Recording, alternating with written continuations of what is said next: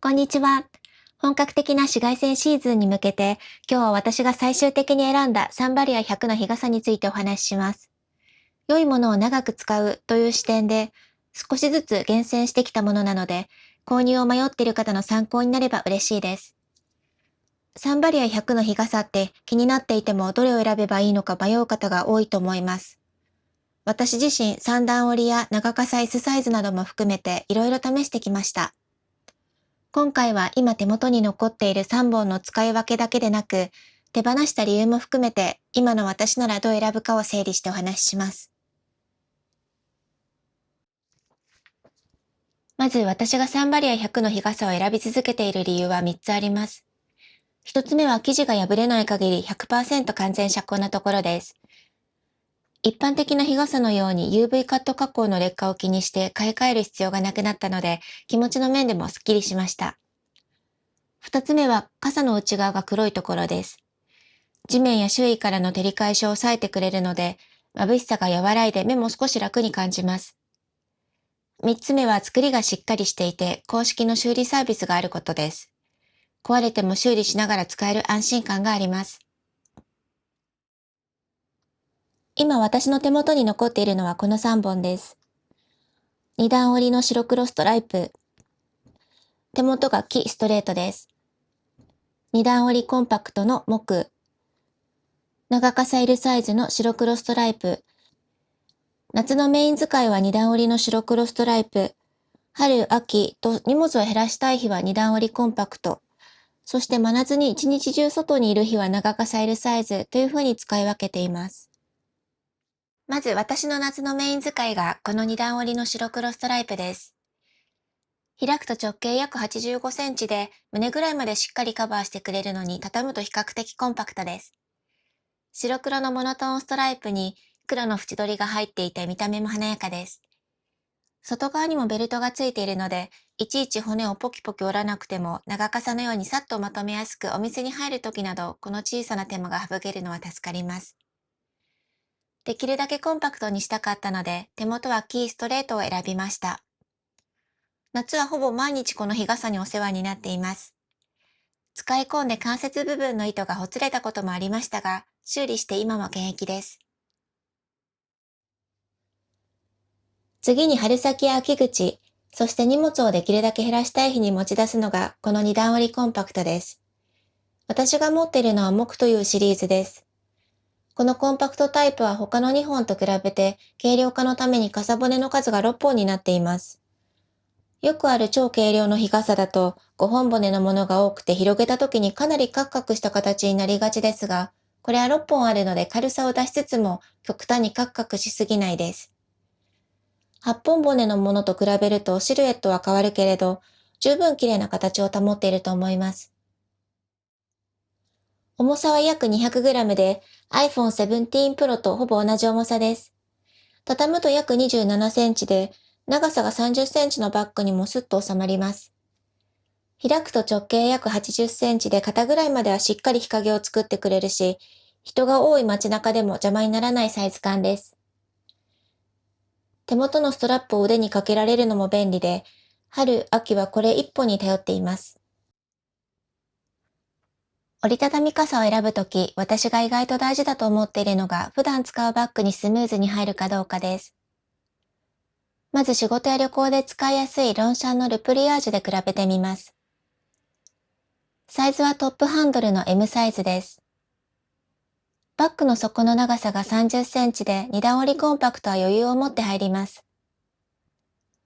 一方二段折りの方はバッグの底を中央に置くか斜めにしないと収まりにくいです。ルプリアージュは開口部が広いのでどちらも出し入れ自体はしやすいです。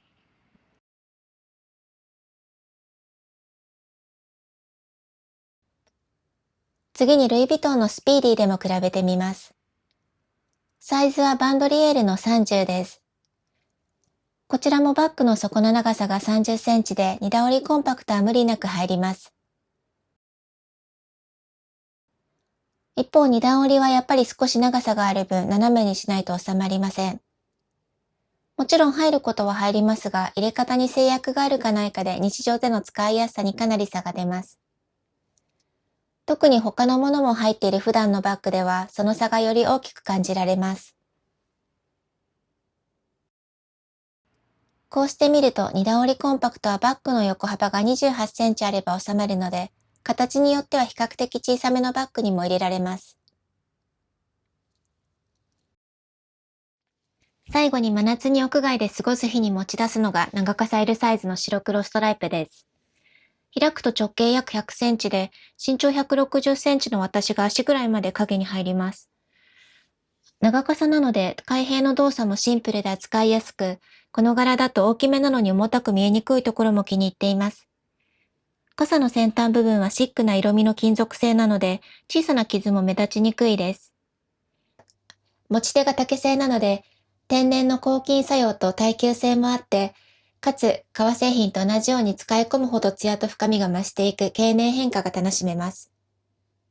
正直出番は多くないけれど、猛暑の外出時の必需品となっています。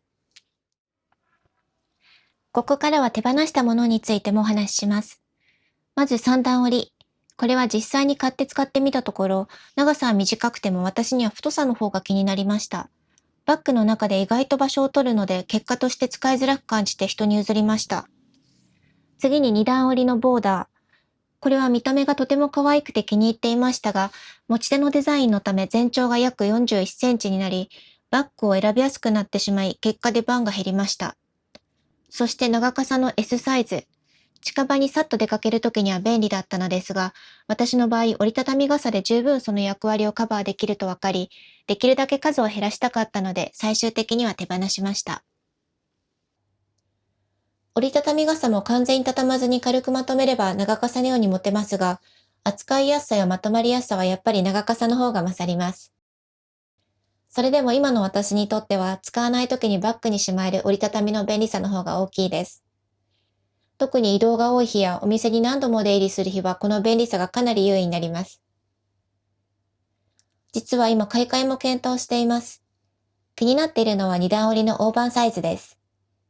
年々暑さが厳しくなっている中、長傘 L を持っていきたいけど、荷物はできるだけ一つにまとめたいという日もあります。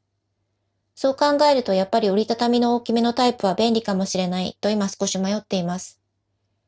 もし今後見直すとしたら手放す候補は長傘 L かなと思っています。ちなみに私はこの日傘を晴雨兼用のような形で使っています。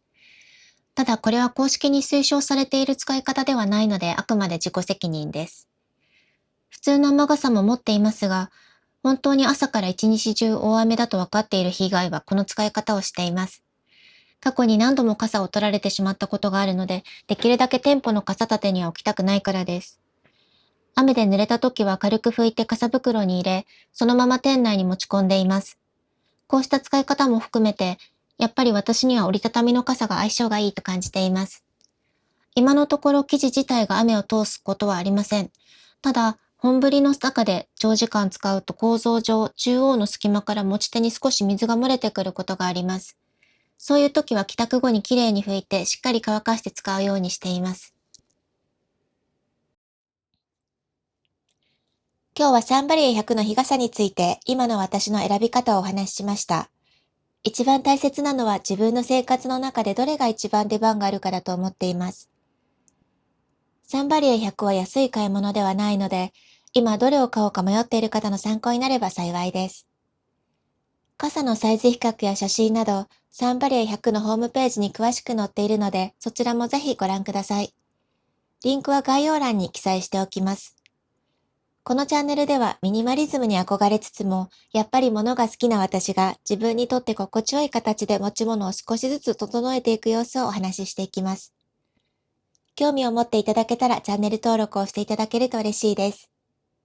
次回の動画はサンバリエ100の帽子編です。最後までご視聴いただきありがとうございました。